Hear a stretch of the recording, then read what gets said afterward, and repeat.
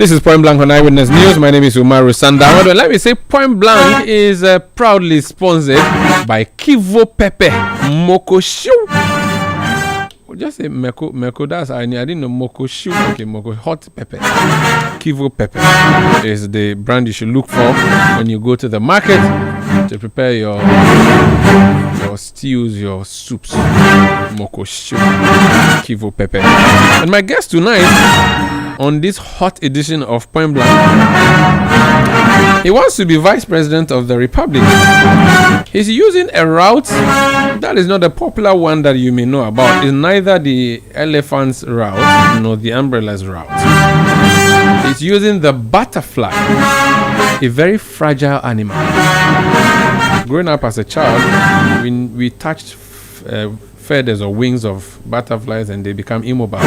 So how is he going to do that? Kwame Owusu Danso, aka KOD, lawyer, is my guest on Point Blank. You're welcome. Umaru, thank you very kindly. How are you doing, sir? I'm well. I'm doing well. Just tired. You're tired already? The roads are terrible. Obviously, we want us to pay you for 4 years and in fact for life. So you have to be tired first. Yeah, well. Yeah, I'm sure there's a proverb that says umbrea unya or something like that. I didn't want to use that word.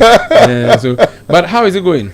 Well, it's been absolutely phenomenal. Okay. Just that, I did not expect to experience the kind of challenges that people have, particularly within the rural communities. 3 months ago, did you think or know or imagine that you would be a running mate to a presidential candidate in a very serious election and as a possibility? Never. You didn't think so? Never crossed my mind. Who are you? Who is Kwame Owusu Danso? Well, I'm a lawyer, first of all. Once upon a time, an entertainer. Okay, what kind of entertainment? I was a musician. Which for those for those who don't know, we want to. So between 2008 and 2012, I was a hip life musician. Okay. I did the popular song called Golo Golo, featuring Tiny. This was after we won the Nescafe African Revelations.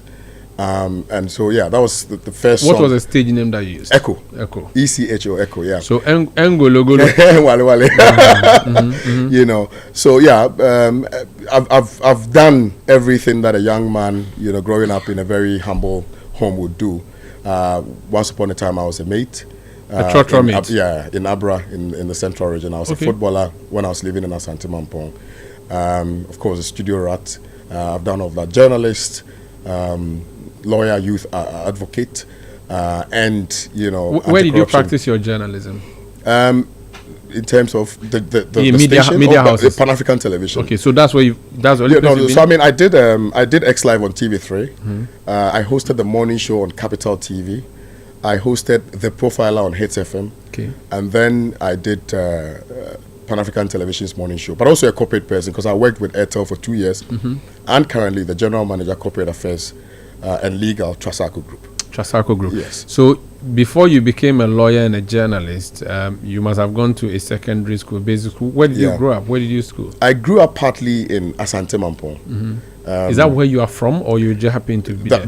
Because my dad was a police officer. We're transferred. You were moving from? Yeah, absolutely. Okay. So I grew up in Asante Mampong. That's where I started. But that's where he was posted. Where's your hometown? Yes, I'm from Akabuem in Oti region. Oh, okay. And then, so my dad is from... So you're a Guan? Yes, my dad is from Oti. My mom is from Elmina. Okay. So that's where I'm from. But I grew up in Asante Mampong, and then came to Achim. So which basic school did you go to? In Asante Mampong, I attended Senya International School, and then went to Mamtek Primary Junior Secondary School, and then we were transferred. So I continued in Achimasafo Methodist Junior Secondary School, and then I attended Achimasafo Secondary School. That's where you finished? Yes. And went to which university? K University from there. So you went to K University, yes. Studied what? Sociology. Yes. And after that, what did you do? After did you do other degrees? No. So after that, I did music. I went straight into music. So you went straight into music. Is it something that you wanted to do from childhood, or just... I had the passion for it, particularly because in Achimasaf we had like a group, and I thought that I had a talent, so I could harness that talent. So that is what I wanted to do right after university, especially also because it was difficult getting a job after university. So I decided to just tap into my talent. I see. And then, Why did you kill the music career, or the career died on its own? Both. You were not able to produce another hit song after that one. You know how difficult it is to produce a hit song, because then what you think may be a hit song may not necessarily resonate with the people. Exactly. So after Golo Golo, we did another song with Iwan called Shokoli. It was also a banger, but then we could not keep up, because then it was very difficult. You know, we produced quite some good songs, but people just didn't feel the vibe.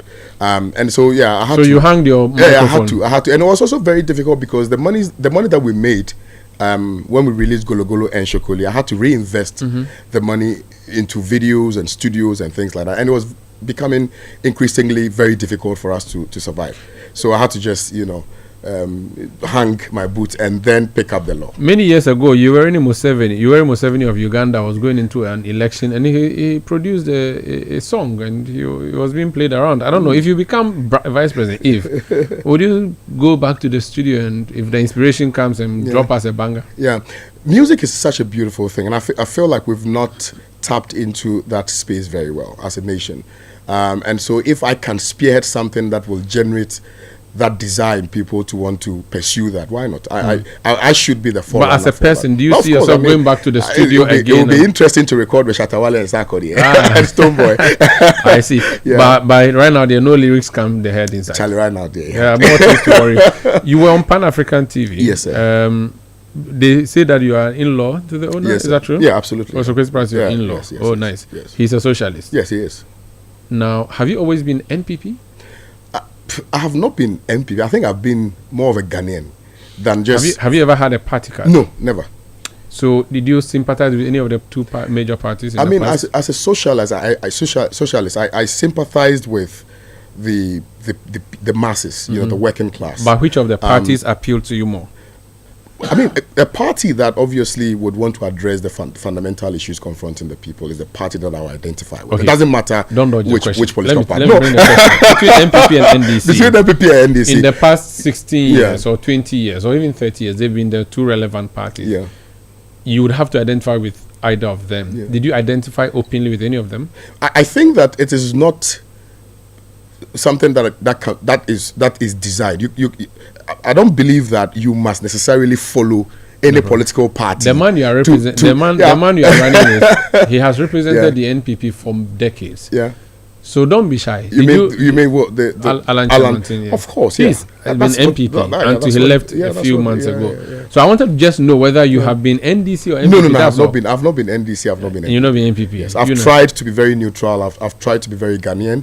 I've tried to pursue things that will benefit, the Ghanaian people. That's those who know me would know that if NDC does good things, I would say it. If NPP does good things, I'll say it. I don't. The reason I ask is because with PanAfrican TV, working with Chrissy Pratt, you are most likely doing socialist things and maybe to an extent some NDC politics. And then now you are running mate for Alan, who is not traditionally an NDC or socialist background person. How are you marrying that?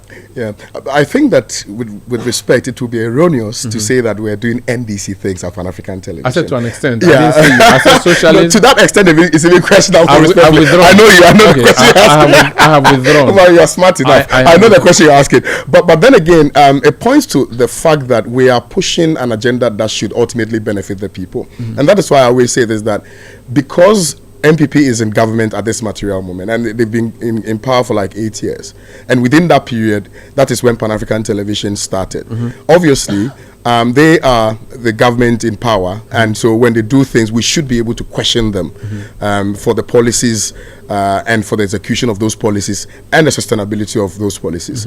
And to the extent that it offends them, does not necessarily mean that we cannot do that because it offends them. Once it serves the interest of the people, that is what I believe we should do. How did you become Alan's running mate? Did he call you? Did he email you? Did he just meet you? What did he come to your house? What happened? So were you part of the movement for change before your nomination? Well, I can say that in a way, I identified and still identify with what they stand for now. But in terms of how he contacted me, so he has a program on PanAfrican Television called Alan Speaks. Okay. Essentially explaining his policies to the Ghanaian people. And he well, I was contacted by one of his people to host it for him. And so when I got the opportunity to host it, then I got deeper into the Great Transformational Plan, and I thought that, well, this is good. It resonates with me, and I think that it is something that if we are able to push, it will best serve the interests of the people. So when I demonstrated that, then subsequently, I think he also fell in love with me because of the way I was asking my questions and the way I was into the policy. So 48 hours to filing, his document. Then on set, he said, when we go for break, I'll tell you something. I said, okay. So we went for that break, and then he said, you are my running mate. Wow. And so he just simply said, tell your wife. Okay, no, wait, I'll tell your wife myself. Wow. So it's, I can say, maybe spontaneous. I don't know. I don't know what was running through his mind, what was going on in his mind. I just think that maybe he just thought that, are aligned to what he stands for and his desires. Did you hesitate in saying, yes, I do? I told him I was going to get back to him because I needed to speak to a few people. In as much as my decision is mine, I feel that my decision should not affect other people who are close to me. So I needed to respect that nexus that I have with my father-in-law, for instance, with my wife, with some of my bosses, and so I had to consult them before arriving at that conclusion. And you decided and announced to him that you are happy to do it? Yes. What do you think you are going to do with Alan? What is your plan? Do you really, genuinely, seriously, and you're a lawyer, if they bring you a case, you can assess your chances of winning. Do you seriously think your ticket is going to win the election? Absolutely. I have very little doubt in my mind. Really? And I'll give you I will tell you why. If you look at the political trajectory of this country, for the past 32 years, we have had the existence of the duopoly, and it has become more like an entrenched political system. That entrenched political system ought to be changed. We have to do something about it. It is precisely the reason why we are experiencing a lot of violence in our elections because of the winner-takes-all syndrome and all of that, because of people's marriage to their political ideology. I mean, I often say that, ideologies are not necessarily to be followed to death. If, for instance, you get to a point where you believe that the ideology departs from what is reasonable, then you must adjust and ensure that you do things that will find expression in that reality that you find yourself in. And so, clearly, I believe that Honorable Alan Kojo Shemantin is the one person who will break that political duopoly, who will break that jinx. And look, I've been to the Oti region, I've been to the Central region, and the message is very loud. People are tired of the duopoly. I'm telling you this for a fact, that people have had enough of 16 years of MPP, 16 years of NDC, the same rhetorics. It's as though we are just recycling, incompetence or recycling unfulfilled promises. Okay. But so you do know that the man you work with has been a very, very significant part of this duopoly. Yeah. So whatever is wrong with this duopoly, he was an architect of that. He served for 8 years in Kufuor's government, 7 years in Akufo-Addo's government out of the last 30 years. 16 years he's been in public office. So if the public space is a mess, if the governance system is a mess, he, who almost became flag bearer 2008 and 2012 later on, should take the blame. So he cannot be the savior of a mess he created. Yeah, well, so I can say that he didn't create any mess, and I'll explain he was why. Part of the no, mess. He was part of the creators of the what you call the mess. Yeah, there's collective responsibility, there's individual accountability. I mean, he was only asked to head a particular department, not just a mere department. Trade, an important department like trade. That trade is the fulcrum around which our economy evolves. Yeah, but did he excel? If he excelled, wouldn't be where we are. Yeah, but of course, I mean, his department may have excelled, but collectively, if you look at, for instance, decisions that ought to be taken by government in ensuring that we have an economy that is robust, that is able to withstand the fortitude of any unforeseeable pressures, right? He couldn't have been the one to take those decisions. We practice an executive system of governance. Ultimately, the buck stops with the president. So if you take a decision, that decision which you think ultimately may address some fundamental issues, and the president is deaf-toned to it, what can you do? You can only suggest if the president doesn't take your decision. But I mean, beyond that is even the fact that he did not have the wand in his hand to be able to deliver, extensively the things that he wanted to deliver. And I'll cite you an example within this administration. Is he not sounding like the vice president, whom he criticized for saying that he was just a mate? Yeah, but the vice president is a pivotal part in this administration. Just as a trade minister. No. I mean, the vice president. If in the absence of the president, the vice president is there. In the absence of the vice president, the trade minister is not there. So it tells you the level of impact that all of these people have relative to their offices, right? And so you cannot arrogate some powers to him that which he doesn't have, and that is why I can confidently say, look, and in as much as I agree with you to a very minimal extent, Kwame Nkrumah faced a similar challenge. I mean, when he joined the UGCC, they had a particular direction. He felt that that direction was not a proper direction. It didn't find expression in the aspirations of the people at the time. He needed to move away from that, form CPP, and gain independence for us. And that, for me, is symptomatic of what has transpired within, this whole. There appears to be an unwritten rule where if you are a flag bearer from the north, you choose a running mate from the south, and vice versa. You are from the south. Your flag bearer is also from the south. Have you considered these things? Yeah. Well, I think that we must get to a point where people will be chosen on the basis of competence, not on the basis of regionalism or tribalism or ethnicism. Our constitution has said that we should go national, regional. Yeah. So I'm not sure you're smarter than the constitution as a movement. Yeah, but the constitution was written by people, and you would agree with me that there are some provisions in the constitution which ought to be changed. The constitution was adopted by the population. I agree with you. But what I'm saying is that if you get to societies evolve, so if, I mean, there's a dialectical movement, and you get to a point where, the evolution of society has gotten to the point where we must review certain provisions in the constitution. Where we must have south tickets, which would go to the detriment of the north. So, which means that you don't mind one day that we should have. I mean, hold on a second. Okay, so, if Akufo-Addo had chosen all his ministers from the eastern region because that's where he found competence, would you say it is a fair representation of the if they delivered? Yes. If, for instance, no other region was deprived of the very basic things that they needed, I wouldn't have a problem with it at all. Interesting. At all. Honestly, and I'm being very honest with you, that we must get to a point where we will look beyond the peripheries of regionalism and look at the Ghana agenda. And I think that increasingly we are getting to a point where we are creating some division within the country, particularly because of this strict adherence to some provisions in the constitution, which ostensibly is supposed to further advance the development of this country, but which in reality is not. Okay. Talk to me about the GTP, Northern Tuma, the Great Transformation Plan that you have. Talk to me briefly about it, for those who may not know what it entails. Yes, sir. So the GTP essentially is to address the negatives we have in our political dispensation, particularly because it has become clear to all of us that the duopoly that we have been experiencing for the past 32 years have not been able to deliver fully, to the good people of Ghana. And so we are looking at dealing with specific things. Now, if you look at the GTP, we have 6 main clusters, and under the clusters, we have several prescriptions underneath them. So we're looking at governance, for instance. So if we're looking at the issue of governance, the first thing that we are going to deal with is corruption. And I'm sure you are very much aware that, as a country, we lose so much to corruption, and yet somehow we are unable to address the issue of corruption.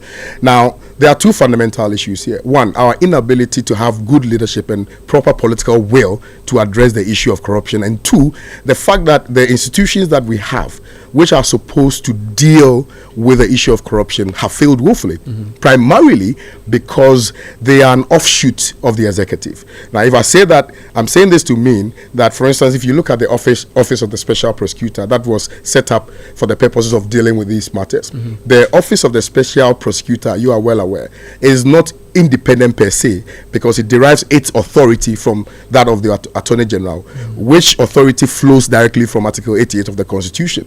So it cannot be independent per se. What we are seeking to do, our prescription, is that we're going to have a second chamber of parliament, which will mean some constitutional reforms. That conversation we can have later. But then we have a second chamber of parliament that will specifically deal with the appointment of specific independent state institutions. So I'll give you an example. The Electoral Commission, for instance, should not be appointed by the president. The IGP should not be appointed by the president. Who should appoint them? So we are saying that we're going to create a second chamber of parliament, which will be an amalgamation of well-meaning, Ghanaians. So people who have excelled in their varied fields. So clergy, imams, your boss, for instance, father-in-law, the likes of my father-in-law, people who know what it takes to appreciate the exigencies of now and take decisions that will benefit the good people of Ghana are the ones who are going to appoint those people. And they will vet them, and if they pass, why not? We'll give them the opportunity to so do. What does the Movement for Change think of the current state of the free senior high school? And what will you do about it? Yes, sir. So we think it's a good policy, all right? The policy idea or the ideation is brilliant. The execution and the sustainability bit are the two critical issues that we feel were not really looked at properly. Because we should have, looked at the number of, for instance, schools that we have, or buildings that we have, or infrastructure that we have relative to the implementation, and then how to sustain that, where we're going to get money to finance that. Now, once we're given the opportunity, we will build on what is already in existence. We're not going to cancel it. We're not going to touch it. We're just going to build on that.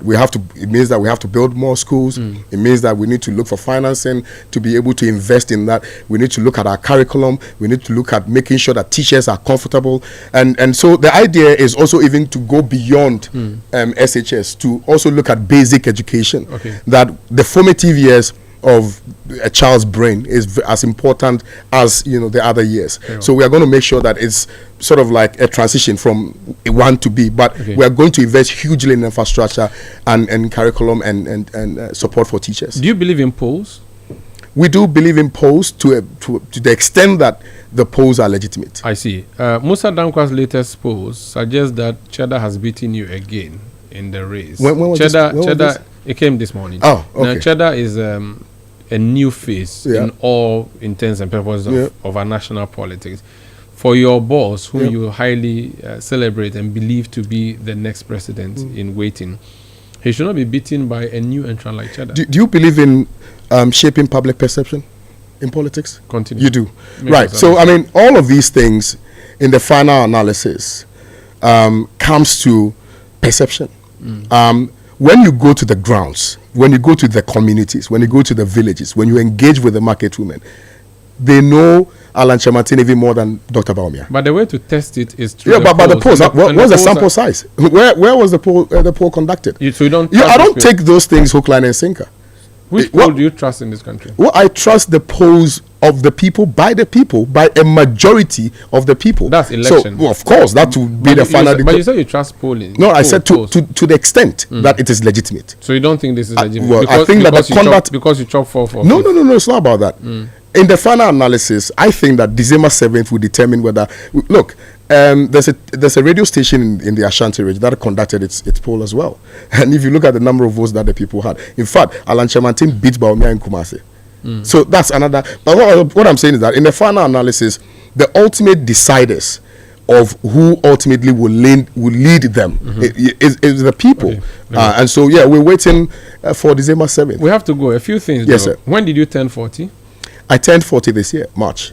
Yeah. Okay, so you are qualified to run as president. A gossip has sent me a message. Yeah. He says, your guest nearly contested the NDC primaries for Commander Edna Egwafu Ebrim, KEA. Please ask him. Yeah, as an independent candidate. No, it depends at NDC. No. I never declared to contest on a ticket of the NDC. For KE? Never. As a matter of fact, what I did was I organized health screening for my people in Elmina.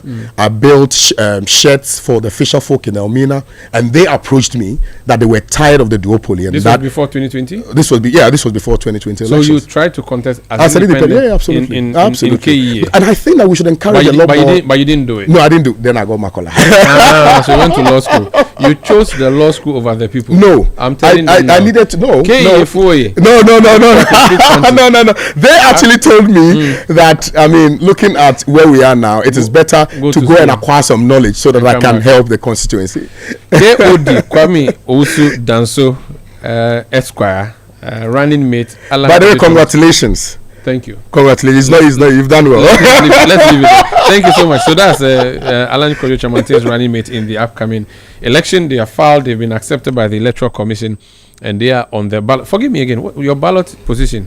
Oh, number 13. Number 13, yes. Asieho. Don't ever forget. Umaru. No. I shouldn't. Asieho. I just want I'll bring you the advert. Bring adverts. So we'll do that. Wish you all the best. Thank you so much for joining us. This has been Point Blank on Eyewitness News, brought to you by Kivo Pepe Moko Shu. My name is Umaru Sanda, Amadu. I did this with Akosia Otri. Production by Kwame Wilson and Beverly London, as well as Sami Wiafe. Technical support from Daniel Squashi. New media support from Yimano Owusu. We'll be back tomorrow at 17:30 GMT. Thank you for listening. It's a Monday, so I'm leaving you in the hands of Samuel Atamensa, who brings you Footprints.